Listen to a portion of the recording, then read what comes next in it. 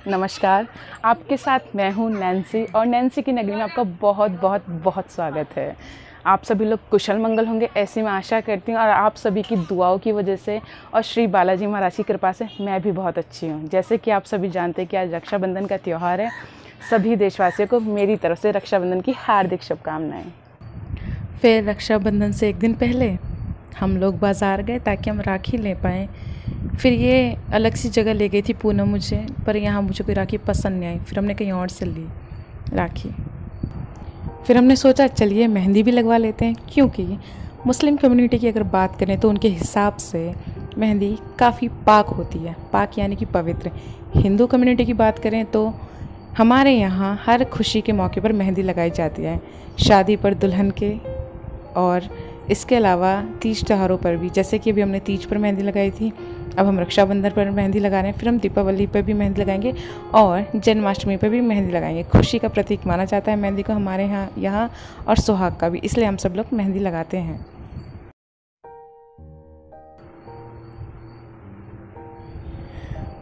और आपके सामने हैं मेरी पूजनीय माता जी, जो कि दीवार पर एक आकृति बना रही हैं। इसका क्या अर्थ होता है मेरी माँ नहीं जानती हैं।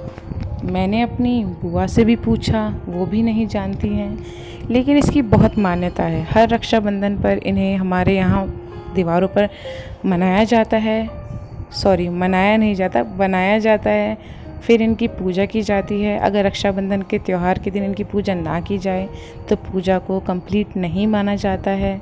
लेकिन अगर आप में से कोई ऐसे हैं जो जानते हैं कि इसके पीछे की क्या कहानी है, तो मुझे ज़रूर कमेंट बॉक्स में कमेंट करके बताइएगा, क्योंकि मैं भी बहुत ज़्यादा एक्साइटेड हूँ जानने के लिए, क्योंकि मुझे आज तक नहीं पता इसका क्या मतलब है। और ये मेरी माँ है जो बहुत ही ध्यानपूर्वक बना रही है इस आकृति को।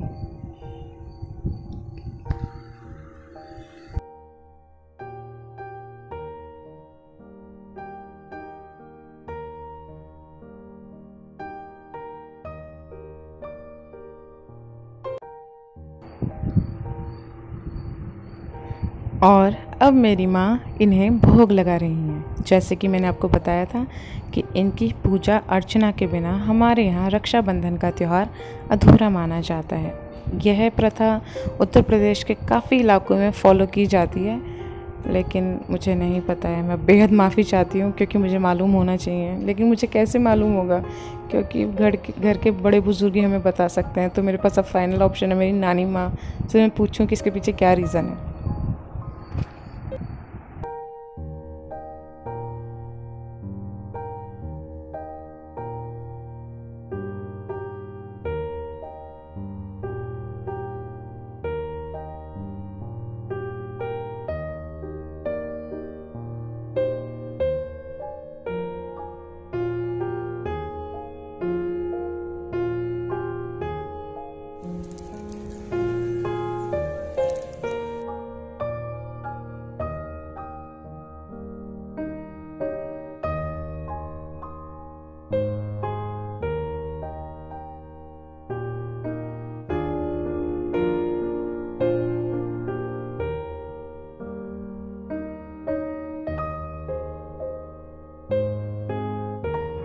हमारी पौराणिक कथाओं के अनुसार श्री कृष्ण यानी कि विष्णु जी के 8वें अवतार, जिनका जन्म भाद्रपद माह की कृष्ण पक्ष की अष्टमी को हुआ था। किस लिए? कंस यानी कि अत्याचारी कंस का विनाश करने के लिए, जो कि मथुरा में उनका जन्म हुआ था, वो भी राजा कंस के महल के किसी कालकोठरी में। ऐसा माना जाता है दोस्तों कि एक बार श्री कृष्ण भगवान की तर्जनी उंगली, जिसे हम आमतौर पर इंडेक्स फिंगर या फिर पॉइंट फिंगर भी कहते हैं, क्योंकि हम इससे किसी को पॉइंट आउट कर सकते हैं, सुदर्शन चक्र से कट गई। उस वक्त उनके साथ पांडवों की अर्धांगिनी यानी द्रौपदी भी उपस्थित थी।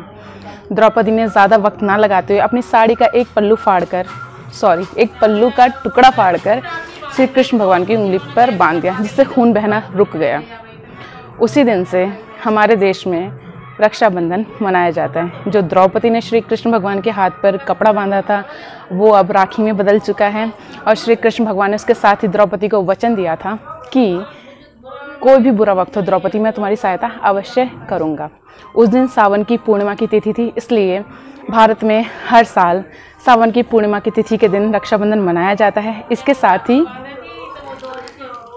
साथ ही महाभारत काल से ही रक्षाबंधन हमारे देश में मनाया जाता है। तो ऐसे रक्षाबंधन हमारे देश में मनाया जाने लगा। तो चलिए, अभी मेरी बुआ भी आने वाली हैं और हम लोग आरती की थाली तैयार कर लेते हैं। आपसे फिर मुलाकात होगी, आप वीडियो में बने रहिएगा।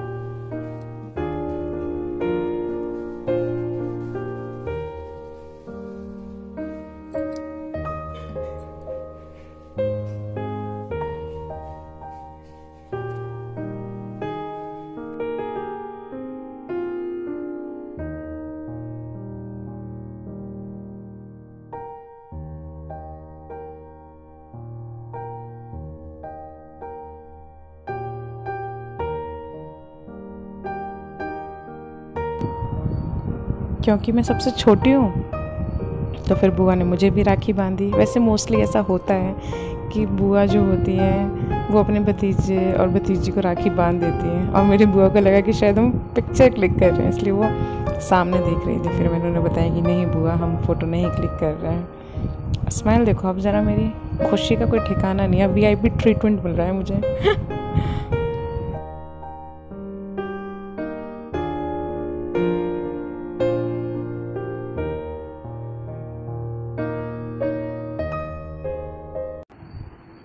फिर मैंने थोड़ी सी मिठाई खाई क्योंकि मैं सुबह से कंट्रोल कर रही थी, लेकिन फिर मैंने खा ली फाइनली। फिर मैंने सेवई खाई क्योंकि मुझे नहीं मालूम है, लेकिन हमारे यहाँ रक्षाबंधन पर हमेशा सेवइयाँ ज़रूर बनाई जाती हैं। इवन मेरे उत्तर प्रदेश में काफ़ी रिलेटिव्स हैं, वो भी same he rules and regulation follow करते हैं रक्षाबंधन को लेकर। तो अगर आपके वहाँ भी बनाई जाती हैं तो ज़रूर बताइएगा, और बहुत टेस्टी थी।